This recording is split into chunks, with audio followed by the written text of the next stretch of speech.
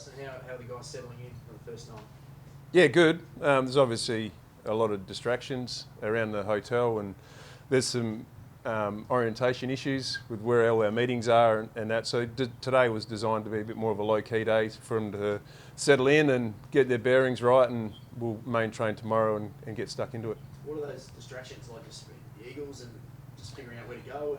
Oh, we've just been away from home, been around each other. Meals are different. Every part of their life is different to some degree. So it's just about probably readjusting to a routine that suits them. It'll take a little bit of time for our players and staff to settle in, but today was designed for them to settle in and get their bearings right, and tomorrow we'll start ramping things up. Does that make it additionally difficult to prepare for a game and getting back into sort of game mode, the fact that you've had all this disruption as well? Oh, it does make it more difficult. Yeah, absolutely. But it's a challenge, and it's something that we've worked hard as a coaching group, and we've already touched on it with our players. Is that we're here to win games of footy. We're here to compete, and it's going to be a great environment for us to identify players that can deal with those distractions and play to a high level. So we're looking forward to it. Jesse's been looking really strong over the last couple of weeks from all reports to win a match sim. Is he ready to go for this weekend? He'll play footy this weekend. We'll decide later today, early tomorrow, whether it's at AFL level. Thing we need to realise with Jesse is he hasn't played senior footy for a year now. We want to see him play for Fremantle Football Club again, but we want to make sure he's resilient to last the whole season. So we've got to put everything on the table and work out what's the best call for us as a footy club, but also Jesse as a player. What is the protocol around a sort of a scratch match? Obviously, what are you guys going to be doing in terms of the guys that don't make the same squad? Yeah, at this stage we've penciled in a practice match with Brisbane, and that'll be, I think, 10 o'clock. 10 o'clock Saturday morning before our game. So we'll have a number of players that will be playing in that game, and Brisbane are obviously fit and healthy at the moment as well. So it'll be a good hit out. Are you torn with Jesse just working out how to work him back in? Is it best to play him in a lower level, or does he need to be at a high level with that sort of teammate around? Well, that's one of the things that we'll throw around is he's returning to performance off a long layoff. What's best for his own personal preparation, but also the physical side of things. Like we haven't had a full game yet. He's coming off a long run in terms of his physical preparation. So we need to make him resilient as a player so that he can get through 15, 16 consecutive games. How excited is he that it's just a play game of footy again at any level? Oh, he's pumped. He's a new person around the place. He's invested in what we're doing. He's obviously physically in good shape, which is helping his mental well-being. He's enjoying being around a footy club again. He's enjoying competing, and like I've said numerous times, the signs are really good for him and for us as a club. I know you sort of suggested that Cam is highly unlikely to play this weekend, but have you got any closer to working out just what exactly happened to him? No, we haven't, and there's a million of different things from what the doctors tell me. I'm clearly not an expert on that, but there's a million different reasons why it could happen, and sometimes it takes a while to find out the proper reasoning. Sometimes we won't find it, and it's a one-off situation where he collapses at training. So he clearly won't play this week. We'll get some doctor's advice and as to what it looks like post this weekend. Is that concerning, the uncertainty around it for you? Oh, not really. Not really. Once the doctors explain around those parameters, it's this can happen. It can be caused by a lot of different reasons. So sometimes we'll never find out. So it's I would like some clarity just for my own peace of mind and for his peace of mind. But I would just hopefully he can move on and it never happens again. Just on Jesse, how much of the decision to play him or not at the top level will come from him? Will you ask him, mate, are you ready for this? Do you want this? Or is he not involved in that? I know he'll have his say, especially on the physical side of things. I always ask the players. We involve our players in a lot of the decision making. He won't make the end decision. Me and the match committee will make that and what's best for the team. But he'll be asked. And is Matt Taberner's fitness, is he okay to go? And if he's not, does that play a part in the decision as well? No, it doesn't. Tabs is right to go. He had a back complaint, but everything he's done this week is showing that he's right to play, and yeah, he'll be right to go. And Sam Sturt is the same? He's got to get through training tomorrow, Sturdy.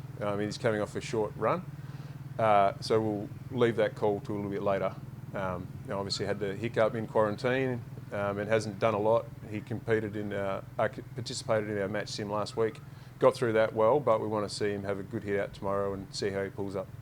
Where's Stephen Hill at his body and a chance of playing? He's a chance to play. Yep, he's done everything asked of him. It's probably a little bit like Jesse. How can we make sure that he gets through not just round 2, but the rest of the season? We'll have another chat with the medicos probably after training tomorrow with Hilly and work out a plan going forward.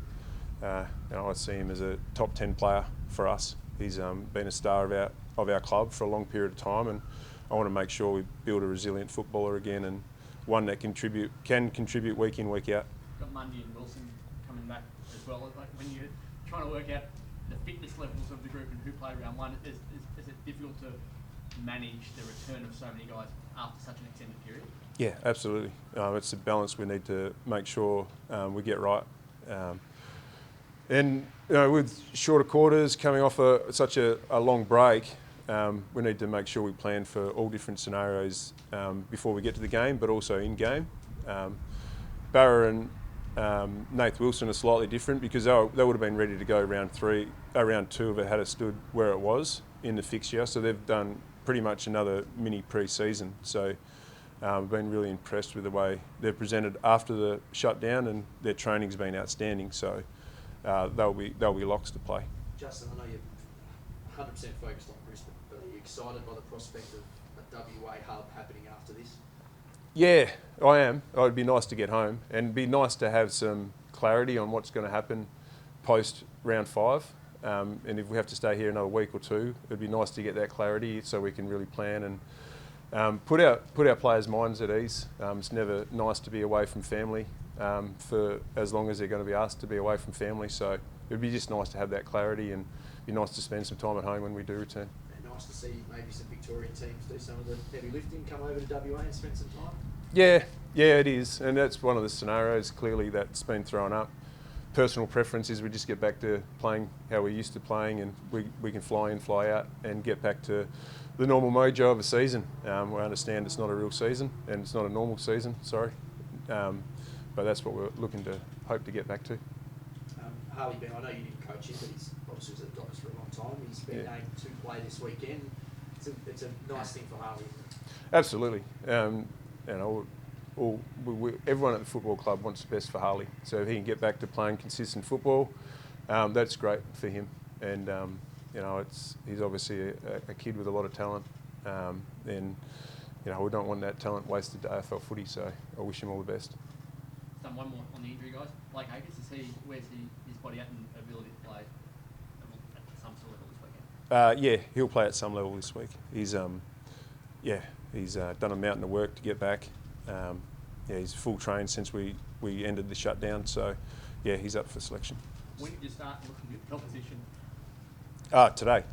Yeah, we start looking at it today, and we're here to perform. We're here to win games of footy, so we need to make sure our players understand why we're here, and that was told to them today, and we started working on Brisbane today.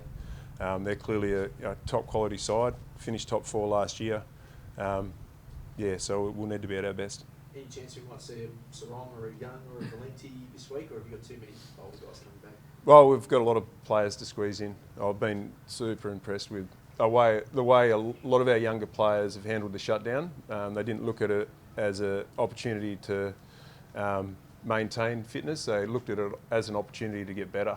And I could name 10, 15 players that have come back in significantly better shape. And they're going to put their hands up for selection, whether it's this week or the coming weeks. They're going to do it really soon, and it's good to have that pressure from underneath. I think it'll really push us to new standards and higher standards, and it can only be a good thing for our footy club.